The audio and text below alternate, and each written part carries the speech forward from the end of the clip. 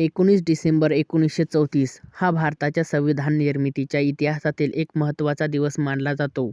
याच दिवशी ब्रिटिश लोकसभेत भारतीय राज्यघटनेचे विधेयक विचारासाठी मांडण्यात आले आणि पुढील काही वर्षात भारतातील प्रशासकीय रचना कशा बदलणार याची रूपरेषा तयार होऊ लागली. त्यावेळी भारतावर ब्रिटिश सत्ता होती आणि भारतीय राष्ट्रीय चळवळ स्वराज्याच्या मागणीसाठी उग्र रूप घेत होती.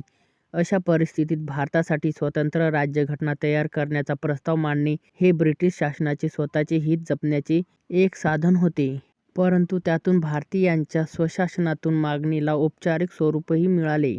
या विधेयकामुळे नंतर 1935 चा भारत शासन कायदा अस्तित्वात आला, ज्याने प्रांतिक स्वायत्ततेची संकल्पना आणली आणि भारताच्या प्रशासकीय यंत्रणेला एक नवे चौकट दिले.